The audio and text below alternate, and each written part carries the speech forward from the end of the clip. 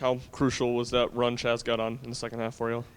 It was, and again, I told the team coming in that you could bet that South Carolina Lamont does a great job, and I told him before the game how much admiration I have for him, just based on when you go through losing some key guys with injuries and being so close so early in the semester, the season, the early season, losing some tough games at home, but the way his guys just kept fighting, and we showed our team a lot of clips about them all throughout the year and how hard they kept playing and getting better. And we knew, we wanted to really try to and they play really complimentary basketball where they put you in long possessions on both offense and defense. They make it a possession game, and they've been so good inside this year in their wins. We really fought hard there. I thought by being so gap heavy and trying to take away the lane, I'm sure I think the first half they shot maybe, 14 threes or something. That's not what they probably prefer to do, but we knew they'd make some of those at some point, and but we still bogged down a little bit on offense. But it was the kind of game I thought. But if we make our free throws, it gives us a chance to get away from them a little bit, and we didn't, and that's part of it. But I told our guys, you can almost understand that this is really the start of postseason play. And the kind of games you're going to be in, they're going to be real grind-type games, and it's a great opponent for us to play against because of how they play, and we're going to see some different things now. We tonight saw someone that really plays a different style than a lot of teams in the league, and we knew it'd be hard, and it was.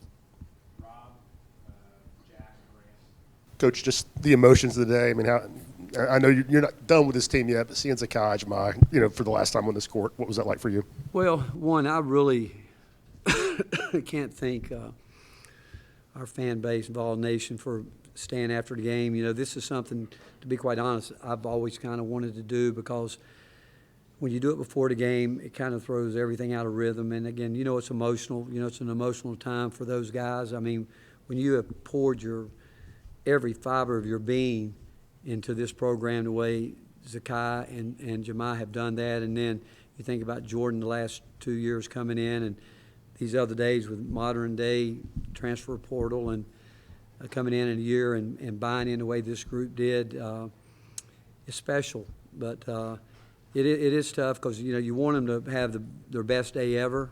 You hope it's like that, but it really pales on the court to what they have done for this program since they've been here, both Jemai and Zakai especially. I mean, yesterday, Jemai Meshack won the Torchbearer Award, which was a great thing when Chancellor Plowman came over and had a great celebration in the locker room before the game. As you know, it's the highest award a student can get here. And it started talking about all the things he has done off the court, along with, Zakai. Those guys they came in and, I think Jemai said it yesterday, but Zakai would have said the same thing. Their biggest thing was they wanted to come here and make their family proud. They wanted to make Ball Nation proud, and they did that. And watching how far they have both come, it is emotional. And again, because I know how hard I've been on both of them from a coaching standpoint, but I think they understand it's out of my love and respect for them, and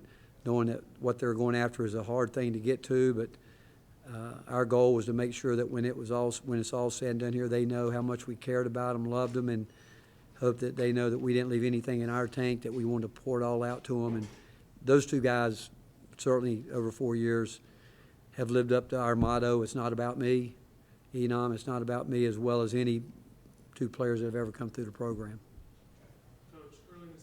You're trailing 39-40. You call a timeout. Out of that timeout, you come out with a lineup of Gainey, Linear, Meshack, Phillips, and Milicic. This lineup goes on a 9-2 run. Your team never really looks back. What do you see from that lineup, and do you think this was the turning point in the game? Well, I mean, we were searching for a couple different things there. Obviously, we knew that we had a game plan, really, and to be tight in those gaps. And it took a little bit of our aggression, the way we normally extend and play out there. But with that group, we said we're going to get aggressive. We need to continue to run. We need to, obviously it's a good offensive lineup, and I thought we executed well at that point in time. And but it was obviously a pivotal part of the game to try to get some separation. They're a hard team to separate, and again, we had some chances earlier we'd have made some key free throws at the time, but that was an important stretch for us, obviously. What's it say about this team to finish in the top 4 of the league when the league is what it is right now? And how do you guys kind of view the SEC tournament next week? Well, again, I think it speaks volumes. I mean, we go back, I heard Greg Polinsky say last night we lost 3 road games by a combined 5 points, and that's how final line winning and losing is. And we did that early. That put us in a tough position. Our goal, like every team that starts out, is to try to win the regular season championship. Now you go to the tournament, it's a whole different. I mean, you've gone through a 2.5-month grind of the regular season, and now you're going to maybe try to redo it all in a weekend, and so it's tough. But and everybody talks about, do you go put everything into it this time of year? You got to put everything into it every single game you play. I don't care what anybody thinks, and you can look at whatever. I mean, I've never coached a team that didn't go on the floor, that didn't want to win that game. And but right now, there's a lot of teams fighting for their lives to try to get to the NCAA tournament. We're fighting to get better, and that's what's on our agenda, that we have got to continue to grow. And otherwise, right now we've got 2 games left if we don't get better. And so right now it's up to us as a program to see how long of a run in terms of games that we want to make here. Rick, the crowd obviously showed Grant Hurst a lot of respect at the end of that game. He transferred here and made it clear he wants to coach and loves this staff and follows y'all. How ready do you think he is to kind of embark on that? And you've been down that road. What's kind of the next step for him as he makes this transition here in a few weeks? He's a special guy, and I'm not saying this in one way or the other, but he reminds me of some of the young players I've been around have gone on to be very successful in coaching. He's involved in every game. You'll hear him talking during the timeout. His teammates have such great respect for him. And he's been a big part. He's a great basketball mind. He really is. He sees the game in a really good way.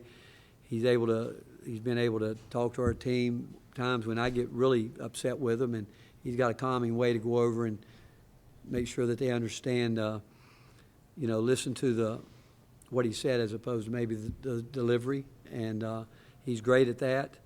But he's going to be a terrific coach because he's a great people person. He loves the Lord, which I think is so important. He's well-grounded.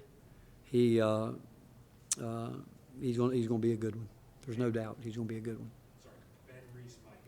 But given how physical the SEC is this year and the quick turnaround from the SEC tournament to the NCAA tournament, how critical do you think it is that you all did secure a 2-round bye to where you at most are playing 3 games instead of 4 or 5? Well, we know that's important right now because we still, like every team, you notice Colin Boyd, he's banged up a little bit, and everybody's got some bang-ups with their team, and we've got that we've have dealt with like everybody all year, and just 1 or 2 days make a huge difference in terms of just getting some guys a little bit of rest. And some of it won't get better totally until the season's over with, but a day or 2 here does make a difference.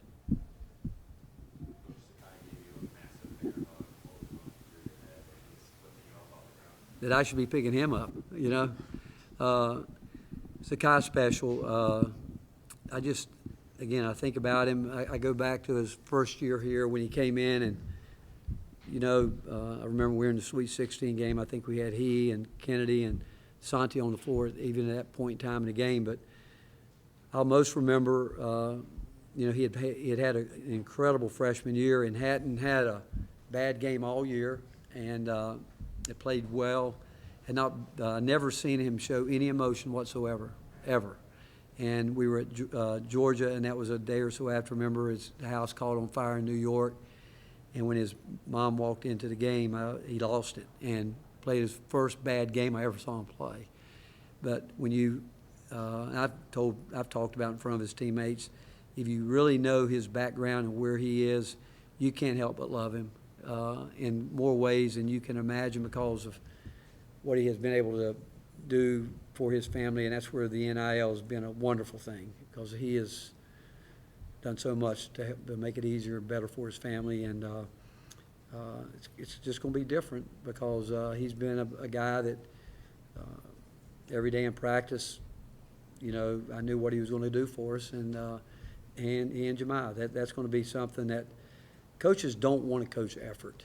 You'd like to think that every guy comes out there with max effort, but the fact is they don't. But we have two of them that pretty much did that for 4 years. And then again, I could say that this past year, Jordan took it to that level.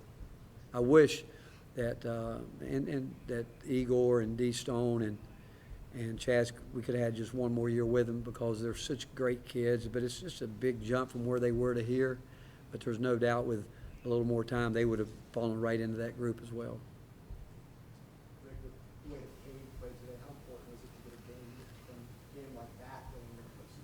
Well, it's huge because he knows that I wasn't real happy with his performance at Ole Miss. I didn't think he was locked in a number of different areas, and he knows how I felt. I'd let him know during the game, at halftime, after the game, all of it. And he came back and got focused, and I thought his minutes were key today. I thought they were key minutes. Obviously, he missed some free throws, but those were all big plays and his defense, and we need him. And he delivered for us today. Saw two more hands up, Paige and Caleb. I guess guys don't always show their emotions, but when you see their moms crying as they're coming down the line, how much does that reflect how much those players have poured into this program? Well, again, I've been so blessed, and I'm so thankful. Obviously, when you get to your last home game, and I was spending some quiet time with the Word today and thinking about how blessed I am and how thankful I should be for just having the opportunity where God's put me to spend time in this game, but also with these players. And even a better benefit is getting to know their families.